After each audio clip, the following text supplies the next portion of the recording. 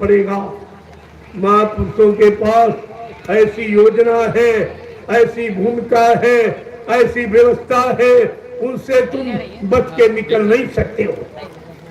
बाबा जी ने पहले ही कहा था, बच्चा मैंने एक ऐसा जाल बना के रखा कि छोटी बड़ी मछली कोई नहीं बचेगी जो फंसे ना, कोई नहीं बचेगी।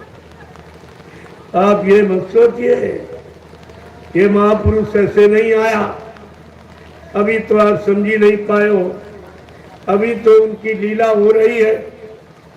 जैसे राम ने लीला की तो कहाँ गए, जंगलों में चले गए, अयोध्या में नहीं रहे, गद्दी पर नहीं बैठे, राज तिलक होने जा रहा उसका परित्याग कर दिया, राजपाट छोड़ दिया, एकदम सब सीधे जंगल चले गए। जंगल चले गए, उनके गुरु ने राशि वस्त्र उतरवा दिए। आज तुम्हारे वस्त्र क्यों उतारे जा रहे, तुम्हें लंगोटी लगाने का आदेश क्यों दिया जा रहा?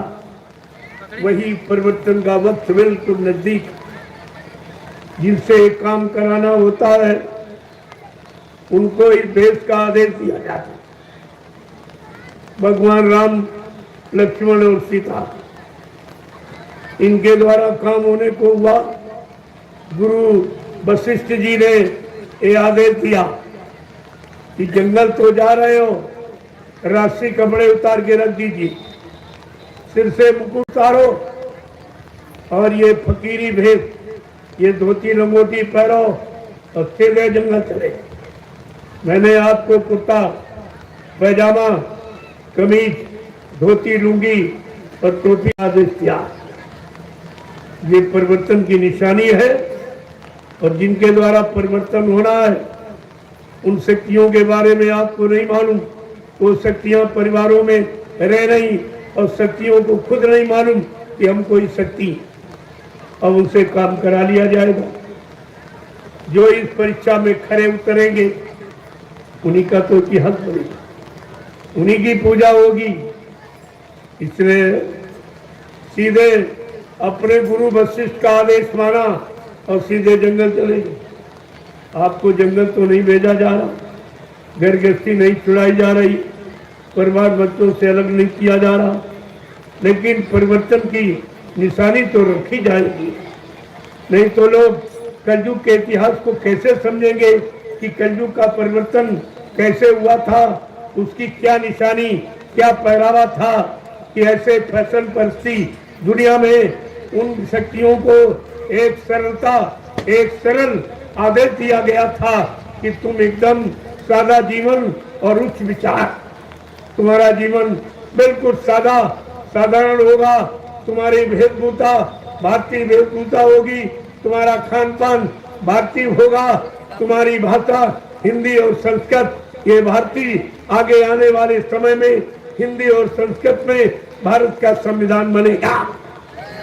इसलिए आपको देखो विदेश में हिंदी भाषा अनिवार्य कर दी गई और तुम्हारे यहाँ अंग्रेजी अनिवार्य कर दी। अंग्रेज चले गए, अंग्रेजियत छोड़ गए, जिसको तुम सिर पे लादे घूम रहे हो, बड़ा अहंकार करते हो।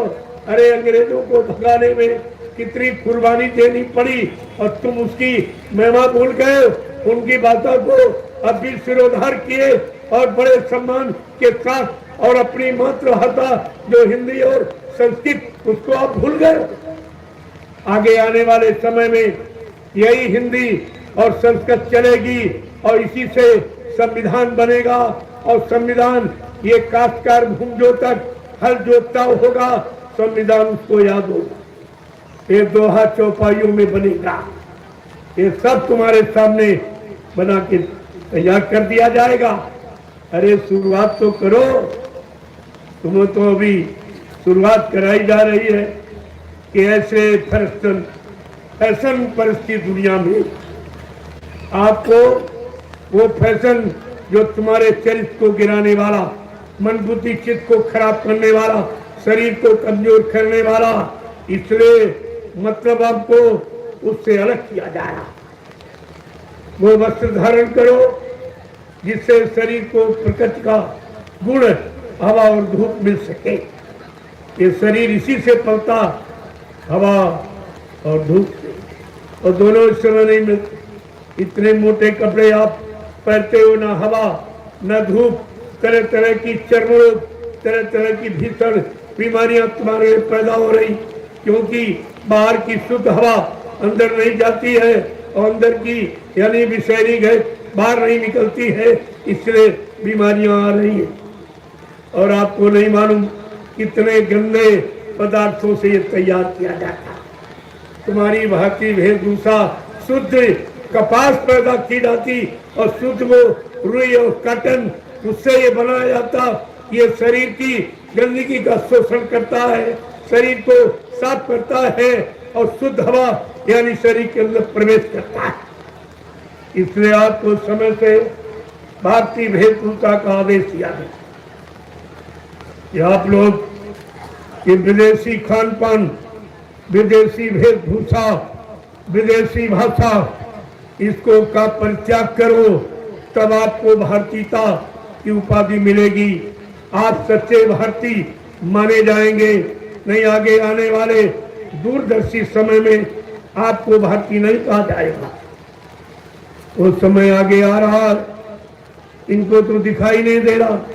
ये स्वार्थ में डूब गए हैं, स्वार्थ में अंधे हो गए, इनको कुछ नहीं दिखाई दे रहा कि आगे कैसा समय आ रहा।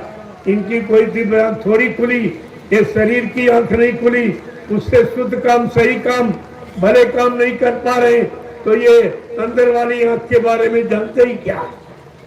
इनको तो उसका लेशमात्र भी पता नहीं है कि दिव्य आंख किसे कहते हैं, दिव्य कान किसे कहते हैं, ये कहाँ है, किसके द्वारा खुलती है, खोलने वाला कौन है, लाभ देने वाला कौन, इनको ये सब क्या पता। लेकिन आपको बताया जा रहा। इसलिए ये परिवर्तन की, जब राजा राम ने राशि वर्ष फेंक दिया गुरु के आदेश पर, तो तुम्हें तो बहुत थोड़ा बस छोटा कम कीमत का। जब राजा से वो उतरवा दिया गया, सिर से सोने का मुकुट उतरवा दिया गया और कहा कि धोती और लंगोटी में और रुकी में चले जाओ। 14 वर्ष के लिए जंगल फिर। ये गुरु की महिमा है, ये गुरु का आदेश है, ये परिवर्तन की निशानी है। और परिवर्तन लाने के लिए गुरु का ये आदेश हमेशा रहा और रहेगा। बिना इस आदेश पालन के कोई शिष्य अपनी मर्यादा को कायम नहीं रख सकता, अपना इतिहास कभी नहीं बना सकता। ये उसके बस की बात नहीं। तो राजा राम ने राजा होकर एक झटके में गुरु आदेश पर साफ राशि कपड़े रेशम के साथ और ये सोने का मुकुट एकदम झटके से उतार के फेंक दिया और जटाजूट बदन पर यानी जूट और जटाएं तब तो सीधे जंगल चलेगा। आपके सामने एक आवाज इसकी भी लगाई गई थी 10, 11, 12 जून 1983 में। ये टाट बोरा फकीरी भेष बच्चा मेरे आदेश से धारण कर। ये परिवर्तन की निशानी है और हर युग की कहानी, हर युग में ये रही है। जब आप उसे नहीं समझ पाए, नहीं धारण कर पाए, जो धारण किए परीक्षा में वो भी नहीं टिक पाए, तमाम ने उतार के फेंक दिया और पैरे घूम रहे और कहते कि वो महापुरुष खत्म हो गया। इनको ये भी शर्म नहीं आ रही, जिसके आदेश पर टाट बोरा पहना उसी के लिए कह रहे हो मर के चले गए, तो फिर इसको पहले क्यों हो? अरे किसके आदेश पर? तुमने गुरु के आदेश पर पहना, माँ बाप के आदेश पर, भाई पत्नी के आदेश पर नहीं पहना था, गुरु के आदेश पर तुमने पहना।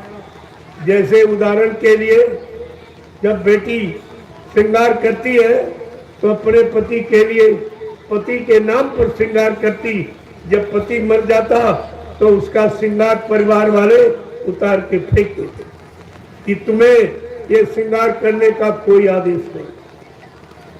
आज जो लोग कह रहे हैं बाबा जी मर गए और टाट बोरा पहने घूम रहे हैं, उनको उसी विधवा स्त्री की तरह टाट बोरा उतार के फेंक देना चाहिए। ये तुम्हारे लिए शोभा नहीं देता।